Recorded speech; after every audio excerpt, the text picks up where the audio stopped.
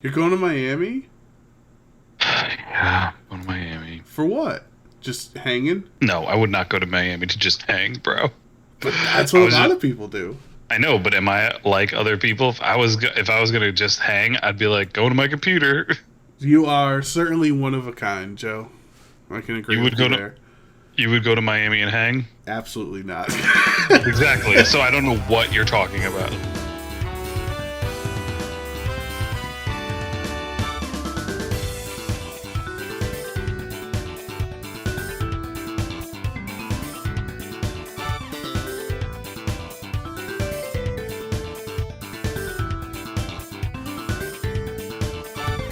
Hello, everybody. Thank you for joining us here on episode 60 of Cup of Joe's podcast. I'm your host, Joe Brown, joined by my best friend, Joe Perry. And Joe, it's been a while. I've missed you, but we had to get together. We had to bring the boys back together because there's some important things going on in the world of video gaming. So, Joe, my friend, how are you?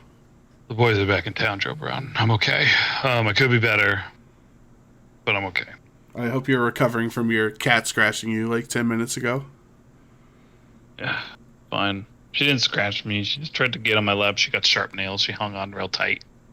Okay. Well, so we have a lot of Pokemon news because obviously, if you ever met me before, we got to go over the. I was going to say, if you've ever listened to this podcast, you know we're going to talk about it. If anything, Pokemon ever, like, even if the littlest bit of Pokemon happens, we're on it.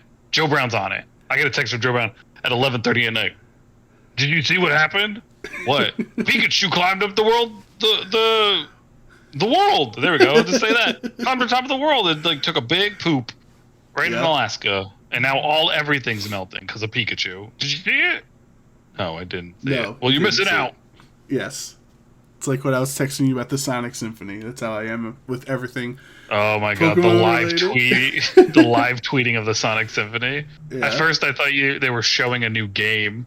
And I was like, oh cool, but then I reread it and I was like, oh, the Sonic Symphony. No, it was better. They were playing Can You Feel the Sunshine? That's all that matters.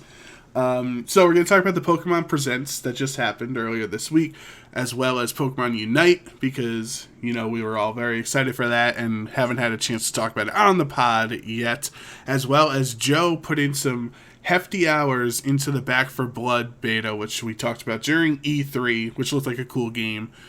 So Joe is going to talk about his experiences with that one. So it should be a fun time. But before we get into gaming news, Joe, I have to ask you a very important question.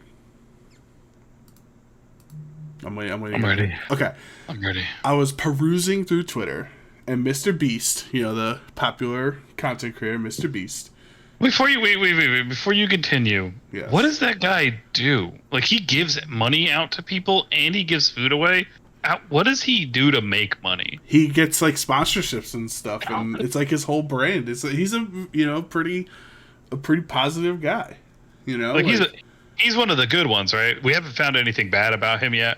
Yeah, like he'll get like $50,000 for a sponsorship for a video, and then he'll use that sponsorship money to do something positive, and then because it's like a good thing that he did, he gets more views on the video than he spends in giving away the sponsorship money. If I'm explaining it well, you know what I mean?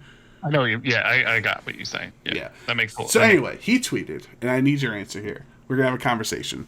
He said, oh, no. Would you rather have $10,000 guaranteed or a coin flip chance of $100,000? So you get one choice. You either walk away with $10,000 no matter what, or you have a 50-50 chance of one coin flip of walking away with either $0 or $100,000.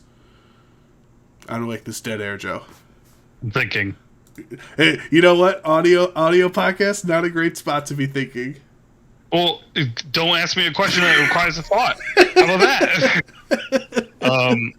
Part of me wants to just be like, I'm going to go with the 10,000 guarantee because I know it's going to be there, where it's a 50-50 chance, and there's like a chance that for you to not get anything. Or if with the 10 grand, you get the 10 grand no matter what. Right. But like 100 grand, 100K. Nothing to like, you know, not consider. From what I'm seeing in most of the replies here, it's like we're the crazy ones. Like a lot of people are saying that the 100K is the objectively correct choice because either you get it and you get 100K, or you don't lose anything because you weren't gonna get the 10. Like you get what I'm saying? Like you were just gonna live your life anyway. Yeah, but you could have $10,000. I know. I'm saying if it were me, if Mr. Beast came up to me in the streets tomorrow, I would take the 10K. Because that would help. That would help right now stabilize my life. Get like, get like a, I don't know, a new car or something, or pay off like a medical bill, or whatever example you want to use. And I would not feel the work, like, because people be like, oh, but what if you'll never know if you would have won? Or I would not think at all. I would not second guess like, oh, I could have had 100,000. Like I would for sure take the 10K. I would be like, I'm going to do this because I can get it now, but I would also be like, man, 100K would be cool though. Right. So, but I don't know. I feel like the 10K is the smarter move, financially speaking. Because as our good friend Adam Doricott says, Pokemon friend we've had on the pod before, you got to buy a ticket to win the raffle. So if you're not even going to engage with the chance at winning 100,000, then you're never going to get the 100,000. You know what I mean? Like, so it's kind of like, what's the phrase? Nothing ventured, nothing gained, or whatever. Like, yeah, you might as well go for the 100K because you're either at 0, which is where you're living life already, or you get a bigger payoff significantly than the 10K. This is true. But I don't know. I just thought it was good. I thought it was a good, mind little conversation we could have. Our mental process behind that decision, Okay, so I got a what if for you. Okay. Would you rather have $100 million not $100 million, I'm sorry. Would you rather have $1 million instantly, or would you rather have $200 every time someone lied to you? Oh, wow. That's not where I thought that question was going to go. I thought you'd say like $100 million or 0 on a coin flip. Wow. For the rest of my life? Do you think people... Forever. Okay, so that's forever. The thing. Is how often do people lie to me to make the $200 continually over for the rest of my life equivalent to $1 million? But here's the thing, dude. It's like anybody. It doesn't have to be like people that you just like know. It's anybody that you ever come in contact with. What? I kind of like the ignorance is bliss angle on this, and I think I'd rather take the $1 million right now because, like, at least if someone's lying to me, I have $1 million to like wipe my tears with. You know what I mean? But you'll never know. I know, but I'm saying, like, I think the $1 million is more beneficial than knowing somebody lied to me for a compensation $200 every time. Fair. What would you do? I think I would do the lie for every $200 because I feel like I could just ask someone to continuously lie to me. Oh, you're one of those, Joe. You're the guy that asked the genie for 3 more wishes. Like, no, but there's no rules to it. Yeah, and there's no rule when the genie comes out that says you can't ask for more wishes. But that's just there is a rule. He basically states that in every movie that has a genie, they state that. Yeah, because maybe back in the day when they did those genie stories, they didn't have that, and then that's where it started happening, where people, I would just ask for more wishes. So they had to start in society when they told genie stories. I feel like I work with a bunch of people that lie to me anyway, so I'd just constantly get stuff, get money. Yeah. So it's like, I would definitely get a lot. I would get paid at work every day. That's for sure. There you go. You're a valued employee. We really look out for our. That's the thing. You know those are lies. So yeah. Might as well bank on it. I love these mental exercises that we started the And is it podcast with, Joe. And is it really going to bother you that someone lied to you knowing that you got $200 because of it? Depends on how much the lie is, right? Or how significant of a lie it was. Well, yeah, but it was like, also helps you determine, like, if someone's like, I love you, and it's like $200, you're like, all right, maybe this isn't the best thing we should be doing. right, but that was my example. That would be heart. That would be, soul crushing. It was like, I love you. I'm never gonna leave you. We're always gonna be together. And then, like, out of the sky drops $200. But that's the thing. Would you rather it be something like that where you still get a gain from it, or would you rather it be randomly happen when the person's like, I don't love you anymore. Goodbye forever. Wow, tough conversations here on Cup of Joe's. I'll tell you that much. We shouldn't even talk about video games anymore. Let's talk about random stuff. You know what? I think that's a great idea. I think it's actually moving. Cup of Joe's, the mental instability podcast. Yeah, it's a good avenue we can get into. I think there's a big audience for that.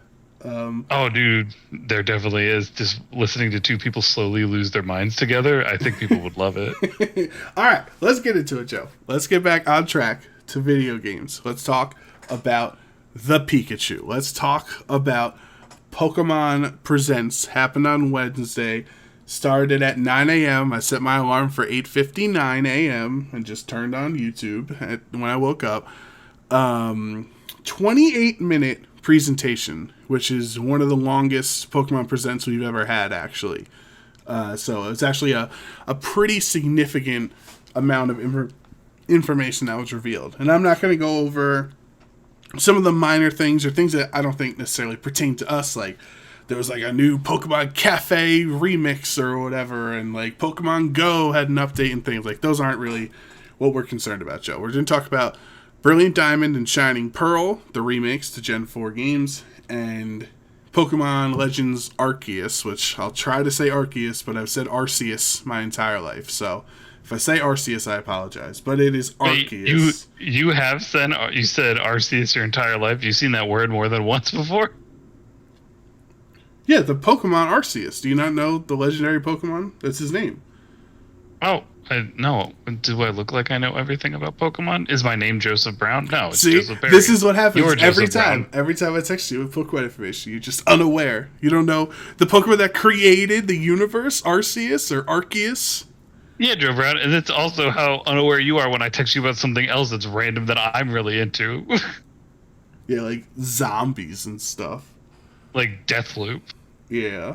No, I talked about Deathloop. I was there. I remember that. You got into it. You learned about it when we talked about it before. Anyway, yes, new game for Pokemon. So, tell me more. Let's talk about BDSP first. One, because everyone likes it, because it sounds like BDSM when you first start the word. I was going to say, Joe Brown, this is a family-friendly podcast. Yeah, so Brilliant Diamond, Shining Pearl, still think are like kind of whack names in comparison to the other remakes, like Fire Red, Leaf Green, Heart Gold, Soul Silver, Omega Ruby, Alpha Sapphire. Like, there was like some nice banana pudding. Like, there was some nice synergy to those names. And then I understand Brilliant Diamond and Shining Pearl are like mineral words or whatever, I guess. I don't classifications, for lack of a better word. I can't think of the correct word right now off the top of my head, so I understand the connection there, but it just doesn't sound as cool. We haven't gotten information in a while for these remakes, and they've been packaging all information on this remake with information on Legends Arceus 2, because these remakes are the first mainline Pokemon games, Joe, that are actually outsourced by Game Freak. So it's not Game Freak making the Gen 4 remakes, it's another company. Who? I forget off the top of my head. I'd have to look at it. Like, they've worked with Pokemon before. They worked with Game Freak, but it's not Game Freak's priority because Game Freak is working on Legends Arceus. That's the main crew, the main game developers are working on that right now.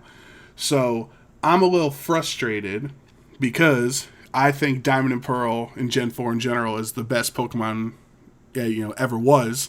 Like, I think that's where it peaked, and for Diamond and Pearl to not get like full-fledged remakes, like Fire Red and Leaf Green was a Kanto game in the Gen 3 setting with Gen 3 art and Gen 3 mechanics and everything. Like, it was connected to that.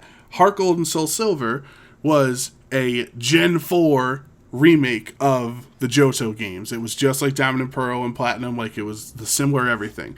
Omega Ruby and Alpha Sapphire was a Gen 6 remake. It was recreating Generation 3 with the graphics and everything that we had in Gen 6 at the time on the 3DS. So it's frustrating that the games that I hold near and dear to my heart, when it was finally time, excuse me, sorry for coughing there, after 15 years, that they get their remake, it is not a Switch level game. It is not a Gen 8 version of Diamond and Pearl. It's a it's a remake that's still in like a chibi style, like Nintendo DS looking style, instead of looking like Sword and Shield. You know what I'm saying? I know what you're saying. So that was, frustrating to begin with. But the more information I've seen from like this presentation on Wednesday, the more excited I am for the remakes, because they still do look fun. I think Diamond and Pearl are great games. The graphics have definitely improved from when they first showed it. Like, there are a lot of memes of like the trees and the ground and the grass in the background and stuff like that, where people were looking at like, oh, it looks awful. I never really thought like that. Like, I'm not playing Pokemon games for like for the amount of pixels on the screen. I'm not not looking for crazy in-depth tree animations and things like that. But they do look significantly better than when they first showed them off, which is good. Like, the character models, the Pokemon look really good too. They've added some fun mechanics, like extra stuff you can do in like dungeon crawling, and they've added this whole new area that gives you like a secret base that Pokemon can show up in, and then there's apparently some Pokemon that can only show up in that like dungeon thing.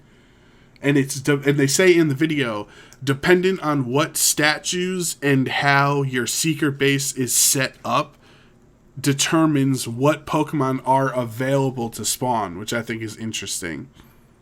It is interesting. Very interesting. What you think? Thank you for your input. So I wonder like how this affects the Pokedex, because kind of like Gen 4 like notoriously had issues with their Pokedex where, for example, like there were only 2 fire types in all of Sinnoh in Diamond and Pearl, and then the third one didn't come until like I think it was either in the post game or like close to the post game, so you really didn't have access to it. I should say there were 2 if you didn't start Infernape, because obviously you could just choose Infernape like me and be cool, and then you don't have to worry about not having a fire type. But if you don't start Infernape, there's only 2 available fire types for you. So Platinum fixed that kind of. They added more fire types when Platinum came out. So like, is this game based off of Diamond and Pearl? Is it based off of Platinum? Like, what's the Pokedex looking like there? But the contests look really cool, and overall, I'm more excited to play it now than I was when they first revealed it, however many months ago. Yeah, because it looks cooler. They have a lot more information. Right, exactly. Now, the only thing I need to determine, Joe, is, are you familiar with Pokemon Nuzlocke? Yes, Nuzlocke runs, I am. Yes. So, I completed my Sword and Shield Nuzlocke. No big deal. Whatever. I know. I think I watched part of it. Yeah, I watched part of you play that. Yeah, I'm a Pokemon master. No big deal. Anyway. No, not as much as that. But, So, my debate here is if I play, because a lot of people, like my friend Ted, he Nuzlocks every Pokemon game. Like when it first comes out, like Sword and Shield, X and Y, Sun and Moon, his first playthrough he does is a Nuzlocke. And it doesn't sound as fun, but you know what, to each their own. Right, he likes it more because it adds more difficulty to it. But I don't like it. I didn't know we were playing a Dark Souls game. Right. But, I like going through and like seeing all the different Pokemon and trying to catch as many as I can on each route and stuff. So, but this isn't my first time through Sinnoh, right? This is a remake. So the question is like, do I Nuzlocke this first run, because I played through Diamond and Pearl before, to make it more fun, add a different twist, add a different challenge, Or do I play the game like normally, like I'm just going through all the tall grass and I like this Pokemon and I'll add him to the roster and add them and change my party up throughout the whole time and have fun like I normally play Pokemon games, and then like do a second playthrough after that where I do a Nuzlocke run for the challenge. I would play it like you normally play it, man. Like so you can enjoy it, because there's gonna be some new kind of experience with it, because it's a remake, but it's gonna be a newer experience. Right. And then you do the Nuzlocke run, because here's the thing, you'll know any differences that happen in it that might throw you off guard if you were to do it normally. You know what I mean? That's true. Yeah, I wasn't even thinking of that. But like, Jibber, you're a Pokemon Master. You can do it. You can do it both ways. You'll be dope. Okay, thank you for the words of encouragement. You're the very best, and no one ever was. Catch them as your true test. Train them as your cost. I don't know what you're worried about. When you put it in terms like that, you're right. I got nothing to worry about. Dude, you're going to travel across the land, and you're going to search far and wide, so these Pokemon are going to understand the power that's inside. Pokemon, man. Oh, Joe. You got to catch them all. Okay, so let's move on to the other game here in Pokemon Legends Arceus, and let's have you start it off, Joe, because we actually watched it together. So if you remember, they revealed this a couple months ago, and it is a like prehistoric Sinnoh game where it's not even called the region's not even called Sinnoh at this point. It's the Hisui region or something. And it takes place like 10,000 years in the past, and like we don't have Pokeballs yet. Like the items we're using as Pokeballs are like crafted materials that you make out in the woods. Whoa, hold on. I thought I was gonna start. No, I'm setting the scene for what the world is. So this is like 10,000 years ago. Go ahead, Joe. I'm gonna set the scene. All right. Long ago, in a Pokemon region far, far away. Mm-hmm. There are Pokemon walking around just chilling. And then there are people walking around just chilling. I have a question for you listeners. Have you been playing a Pokemon game? You're like, why don't the Pokemon like want to attack me? Well, here we go. We've solved that problem, because the Pokemon are going to try to beat you up in this game. They're going to try to kick your batoot. Yep. They have these things called Pokeballs that aren't necessarily Pokeballs, but they are Pokeballs. They're ancient Pokeballs, as Joe Brown called them when I talked about them when we were watching it. Mm-hmm. And the cool thing about these Pokeballs that I wish all Pokeballs do is have a little chimney on them, and they notify you that you caught the thing by shooting a little firework outside of it. It's really cool to me. It's a cool animation. Yeah, it's a very cool animation. And the coolest thing, we were literally watching it, and the character walks up near a Pokemon, and I was like, oh, this is just like Sword and Shield. You go to walk up to the Pokemon and just do whatever. And as I was saying that, the character just threw a Pokeball at the Pokemon and caught it. So I was like, what? That's not how you Pokemon, but it is now. That is how you Pokemon now, people. We're going to see some new forms of Pokemon that Joe Brown kept pointing out to me. Like Growlithe has a little beanie on his head because it's all cold all the time there. Uh-huh. It's all cold, and it's gonna be great. We got cool fish Pokemon that are cooler now. We got reindeer Pokemon that are even cooler now because they got beards like Santa Claus. We got a bird that's got a mask on that's even cooler now because it can turn some of its moves into psychic type moves now, which is apparently crazy. Uh-huh. We got a dude that looks like an evil Luigi with a crazy mustache, but he's a good guy. He is a good guy. We got a professor. What's the name of the professor again? Lavington. Lavington that looks like a total dweeb, but we love him anyway. He's got a really big round head. I don't know why they like. You speak for yourself. I do not love Lavington. You speak for yourself when you say we love him anyway. Joe Brown is going to love him anyway because I know that every game that Joe Brown plays, he ends up loving that has to do with Pokemon, so I don't want to hear it. Anyway, the game looks fun. We're going to catch all these Pokemon. You could start off with Cyndaquil. Rowlet, because I couldn't remember its name. And what's the last one? Oshawott. You got an owl that's made out of the leaves. You got a sea otter that likes to throw shells at people, and then you got a fiery porcupine that's gonna just like burn your whole face off. Uh-huh. And you're just ready to go. Ready to go catch these Pokemon.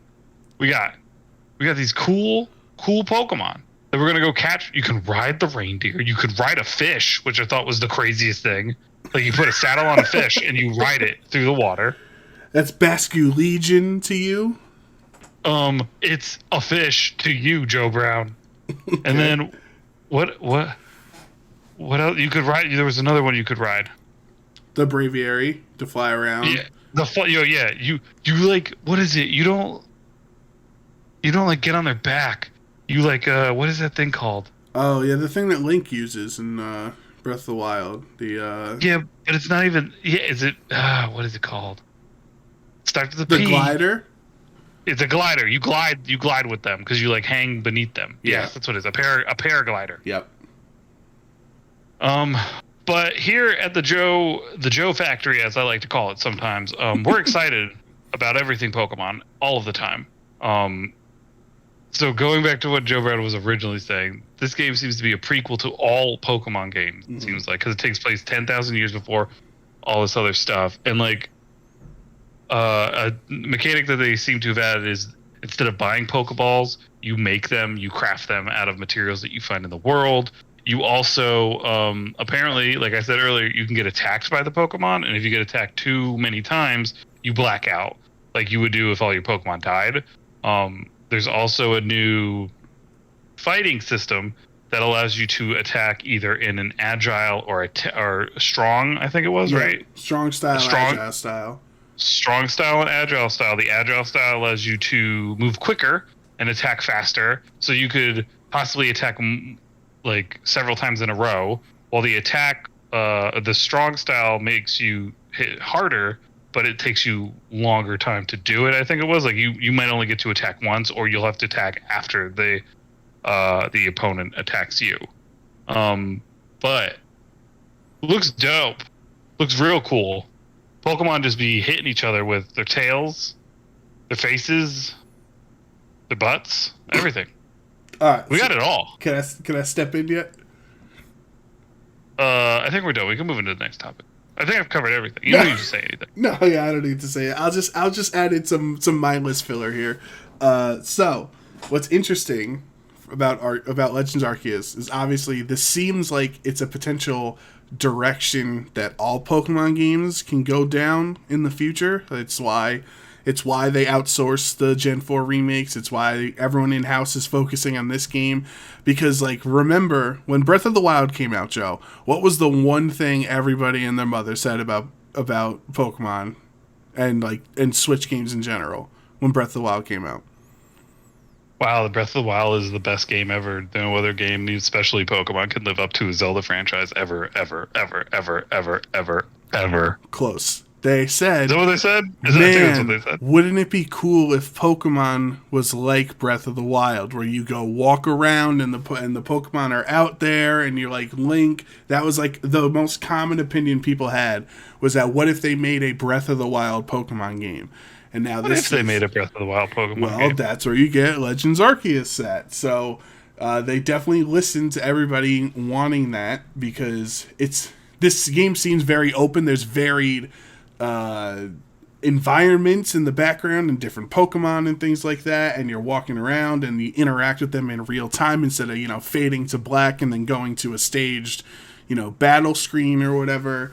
Some of the memes for this has just been so on point. So one of them was, it said in the video that you can wait in the tall grass and wait and attack a Pokemon or whatever, and then it was the Office meme and said, well, how the turntables, because for 25 years it was Pokemon waiting in the grass to attack you as the trainer. Now you're the trainer waiting for them to attack them.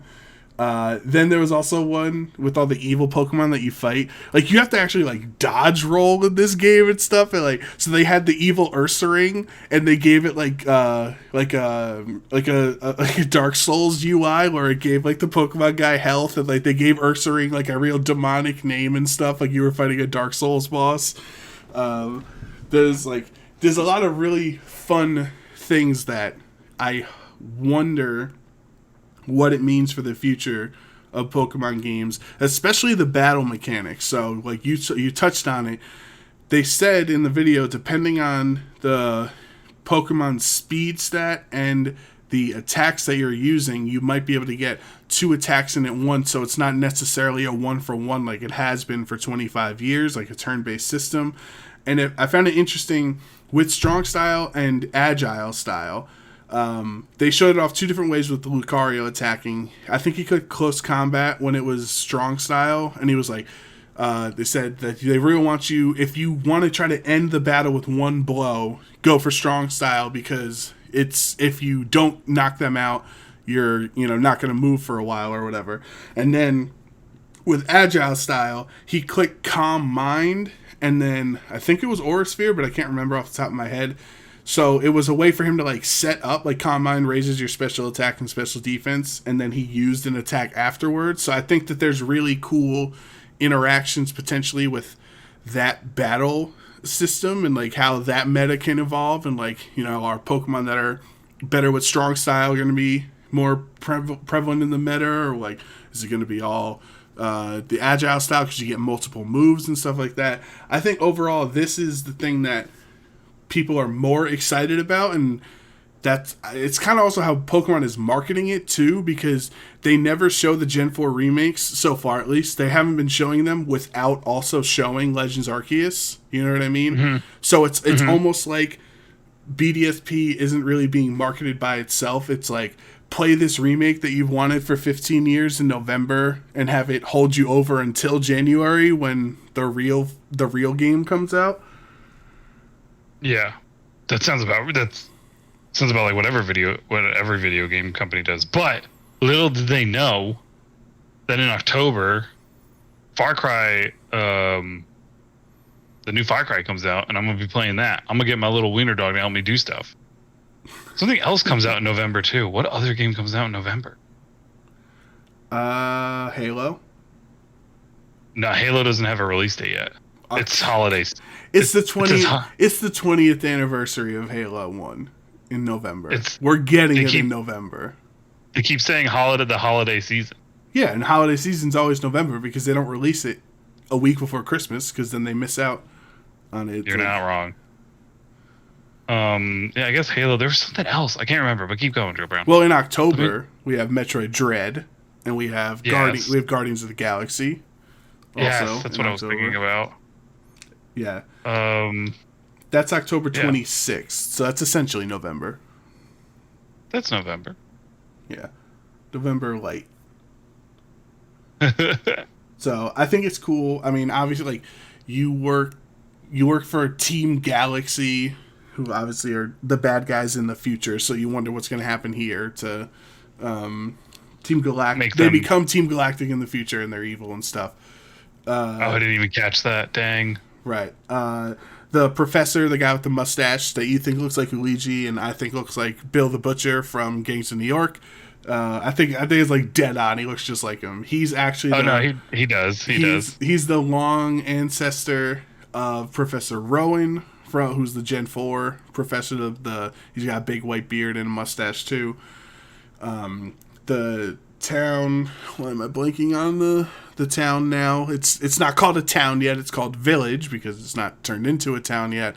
I think there's gonna be a lot of really cool nods and references to Gen 4, obviously, since this Hisui region is a, Sinnoh before Sinnoh existed. I do have confusions about these Hisuian forms of Pokemon, how they don't exist in the future. And, like this Hisuian Growlithe, how does it not exist anywhere? Well, remember what we talked about. Well, we kind of talked about it. Going off of, sorry to cut you off, Joe Brown, but going off of what me and him had discussed during the presentation, as he said, what's the reindeer? Tell me the weird deer. Weird deer. He was saying how the weird deer, this evolution doesn't exist anymore, but it evolved to be stronger, to withstand the conditions of the area. And I said, well, Joe Brown, maybe the area changed and it didn't need that evolution anymore. Right. Because the Growlithe is the way that it is because of the condition. So as it got hotter, it doesn't need to be cold, and it doesn't need to have a cold or an insulated fur cap to keep it warm Right. while it does stuff.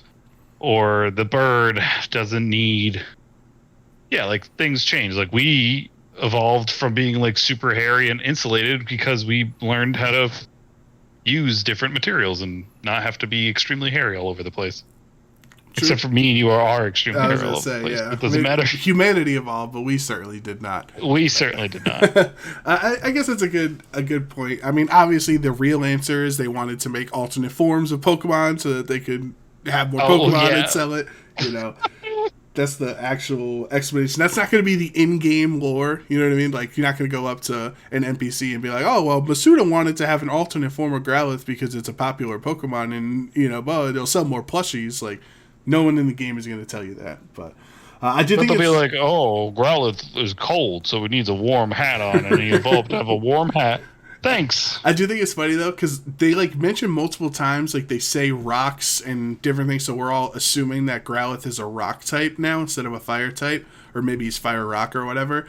And right now, Growlithe evolves into Arcanine from a Firestone. So you get the Firestone, Thunderstone, Waterstone, all the different stones out there. But people are like joking, like, I feel bad for Growlithe because he can never evolve because there's no rock stone because stones are already rocks. So you can't have a stone to evolve a Pokemon with, you know what I mean? Well, what happens if you just get a rock? Right, but the other evolutionary stones are very specific to the elements. The Fire Stone, the Thunder Stone, the Water Stone. What about a quartz crystal? I guess you could do that. If you call up Masuda quick enough, you can get it added into the game before January to come out. Or we call it an Earth Stone. Whoa. Well, you could if there wasn't a ground type that existed in Pokemon. Because then you would logically assume that a ground type Pokemon would evolve from an Earth Stone. Also, Pokemon doesn't take place on Earth. Okay, fine. What about a Planet Stone, Joe Brown? Pokemon doesn't take place on Earth. It takes place on my Earth, Joe Brown. All right. That's true. Wait, I want to try one other one. Okay. Sorry, I want to try. What happens if instead of like using like a normal rock, you have to use the turd from a Geodude?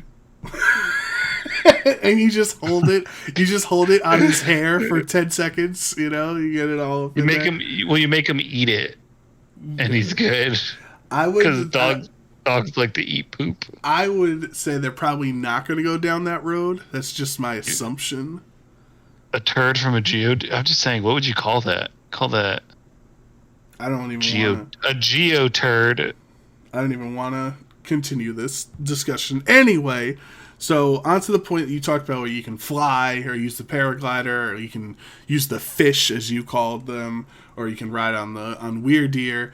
Those, where you're interested in just traveling and traversing with them, what we assume is happening is that is the replacement for HMs, because there are no HMs in Pokemon games anymore. They got rid of those, so Surf and Cut and whatever, just like regular moves now. And Gen 4 had HMs, right? So, using the Bascu Legion to surf in the water instead of forcing a Pokemon to hold an HM surf. You get what I'm saying? Or forcing a Pokemon to hold fly. Like, those are the replacements that we've had in recent games. Like, in Gen 8, in Sword and Shield, we had the motorbike that you can use on the water to tread water in there. Then if you want to fly around, it's like a taxi service with a Corviknight. Like, you don't have to actually fly around and stuff like that. They found Gen 7, they had all the Poke Ride Pokemon like Charizard and stuff to get around. So they found ways to make you not use HMs anymore, and I think that's what they're doing with Bascu Legion and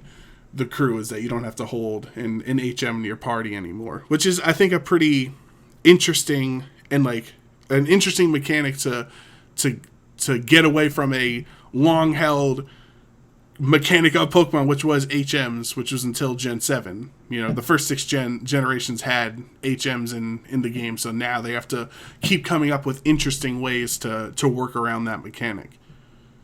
Yeah, but I kind of like that they did that. It makes the game... It's cool. And it makes it more enjoyable. The only, like, question I had at first. I love Braviary. It's I wouldn't say it's one of my favorite Pokemon, but it's definitely up there. Like I even brought it to Worlds in 2019 in DC, like to play in the DC tournament because Braviary is the USA Pokemon. It came out in Gen 5, which is based off America, and like it's red, white, and blue, and it's an eagle or whatever its base design is. I don't know if it's exactly that, but it's generally associated with America. And now, so it came out in Gen 5, which was confusing me because Legends Arceus is a Gen 4 game. It's a Sinnoh game. So it didn't exist when Gen 4 came out. You know what I mean? So like, why couldn't they have given a Pokemon... Why couldn't they given a bird from the first 4 generations of games the alternate form instead of a Pokemon that didn't exist when Diamond and Pearl came out? You get what I'm saying? Yeah.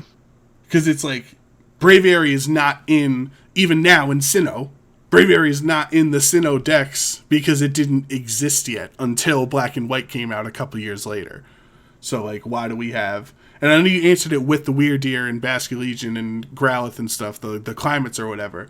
But like, we still have regular Growliths in Sinnoh. We have regular, Basculins or whatever in Sinnoh.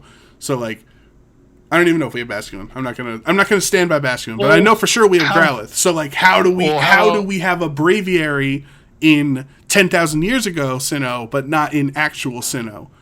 Maybe they relocated. I guess. I don't know. It just seems odd.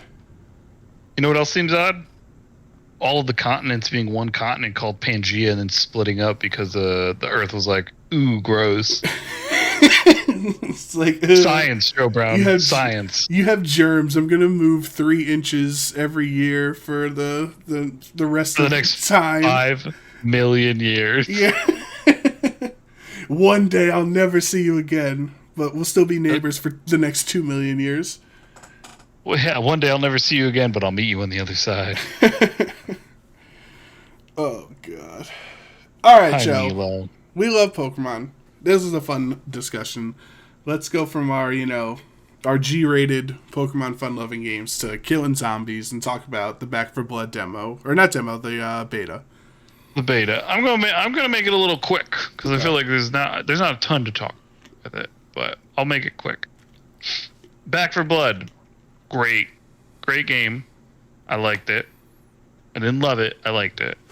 It was fun. It's essentially, I'm gonna say it like this. My friend Lou said this, and I agreed with him. This is essentially just a polished version of Left 4 Dead, with a few changes in the fact that you now have the ability to add attachments to your guns, like a mod that allows the bullets to penetrate through zombies and do more damage, a bigger magazine capacity, a scope, a stock, I believe is a better like stock option, and like a muzzle attachment as well.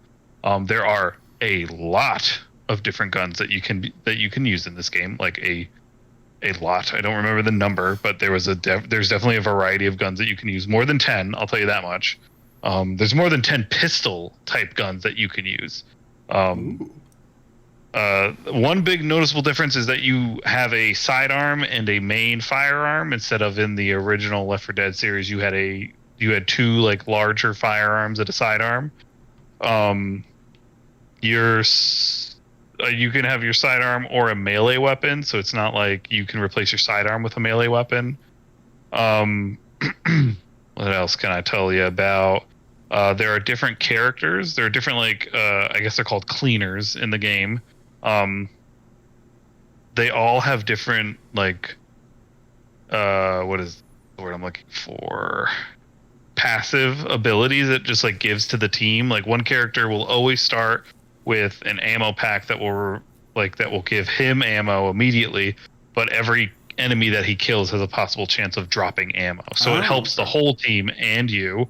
One character allows you to instantly revive someone without having to wait for them to be revived, as well as gives everybody an extra life on the team.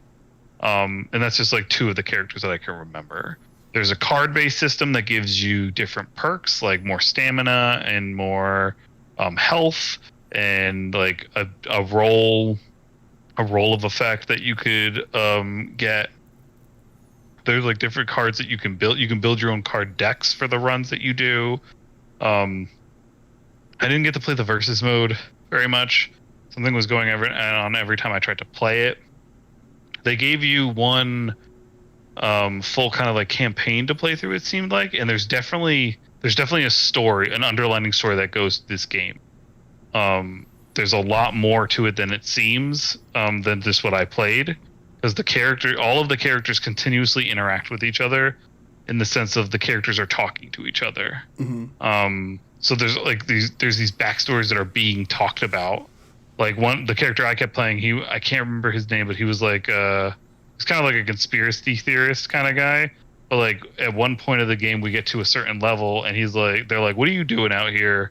They're like, "What are you hoping to find out here?" He goes, "This is where my father lives. He, like, for good or for worse, he's out here, and I'm gonna find him or whatever." And Mm-hmm. like, so there's something there. There's like a lot to like see from what this game can be. I don't know if it's worth the full like $60 that they're putting it out for, but it's definitely an interesting game. It's definitely if you like Left 4 Dead, this is gonna be the new hotness come September. I believe it comes out in September.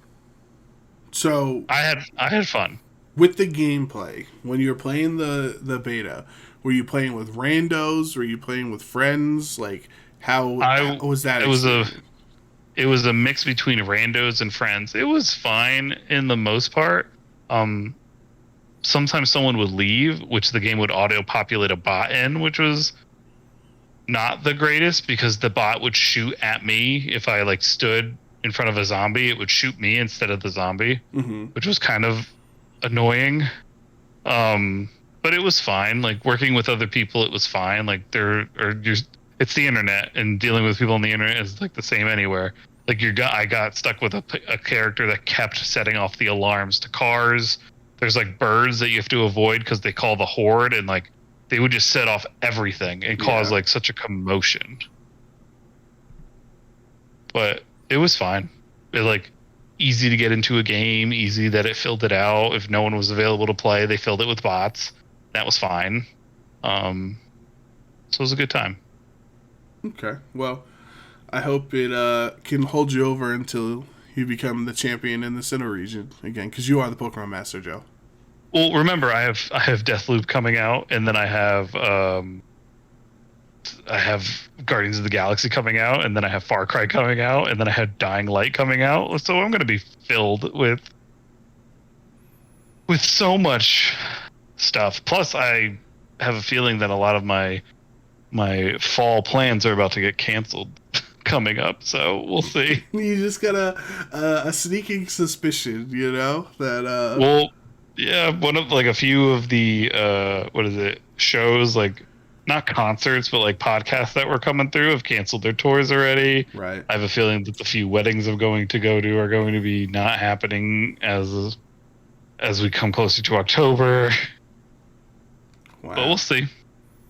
Now, We'll what if the wedding does happen and they just uninvite you? How will you feel? For Great, then I don't numbers, have to- if they're like, no, we need to keep the numbers down. You can't come anymore. Well, it's in Texas, so I would assume I would be one of the first to get uninvited. Oh, okay. Because then I wouldn't travel.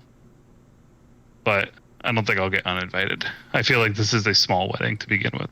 I'm just trying to add in. I'm trying to end on another philosophical discussion, like how we started.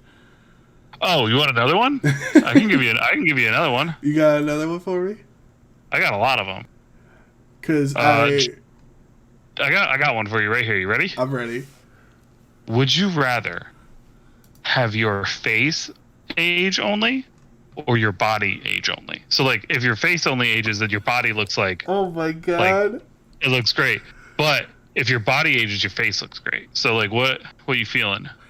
Well, considering neither my face or body are anything to write home about, I'm really in a toss-up here. I would say, logistically, it's probably better for my face to age and my body to not, so that way I don't get, like, carpal tunnel syndrome, and I don't need, like, a hip surgery or anything when I'm older. Like, so I would say and I could just like wear a face mask, wear a helmet, ride a motorcycle or something. No one will see my face. So like logistically, practically, I think it's better if my face ages.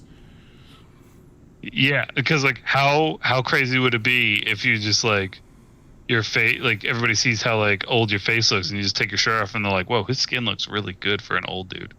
Got no sagging old skin. I mean, true. I do see though. Yeah. What would you do the face? I think I would do my face would age. Because that would keep the body tight, keep it not from like cracking. Keep it tight, keep it toned. Because you can keep working. Because just imagine being that dude at the gym. You're just like that old face dude, but you're ripped. Keep these gains, bro. Yeah, man. The replies to Mr. Beast are like, I would take 10,000. You don't understand scale. Use $50 to buy 10 tomato plants. In 6 months, you have 250 tomatoes. Plant those into 250 plants. 6 months, you have 6,250 plants. Plant them. 6 months, you have 156,000 tomatoes. Plant them. 6 months, you have what is happening? 3.9 million tomatoes. Sell them for $1 each. Like, this guy's logic. That guy's logic is pretty on point, though. Yo, but who's gonna buy a 6-month-old tomato? You got like You're not wrong. You're not wrong. All right, let me see. I think I can get one more for you. I can get one more for you. Okay. This one's not as like, I guess like wise in the sense, but it's more of like just to see what your kind of flavor of person is.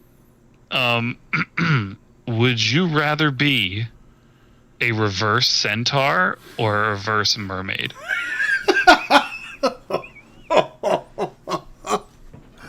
Oh now, my god. To clarify, like just to think about this, like a centaur is a human body that comes out of the horse's neck. So you would have a horse coming out of your neck, not just the head, but the front 2 hooves and part of its torso would be coming out of the neck of a human being. And the mermaid would just have legs and a lower torso and a fish upper body. So fins and a face. Wow. That might be the most difficult question you've ever asked me in my life. I got more. No, we can save them for a rainy day. Wow. So do I keep my hands in the horse coming out of my neck? Yes. I think that's the way to go. Because if you're a fish, you can only walk. You can't do anything. You can't pick anything up. You can't pick up $1 you find on the street. You don't got any arms, You're not wrong. But you also now have a horse face, horse neck, horse hooves coming out of the top of your body. Like, complete top of your, like, shoulders and shit. Like, that'd be funny. Then I just become a Dark Souls boss, That is true. Me and Ursaring. All right, Joe. That's where we're gonna end it here. We had a lot of fun. Now it's time to take us home. Well, everybody, it's always been great coming back and doing these shows for you. As we stated before, I have been your host, Joe Perrion, accompanied by my best friend, Joe Brown, and we'll catch you on another episode of Cup of Joe's.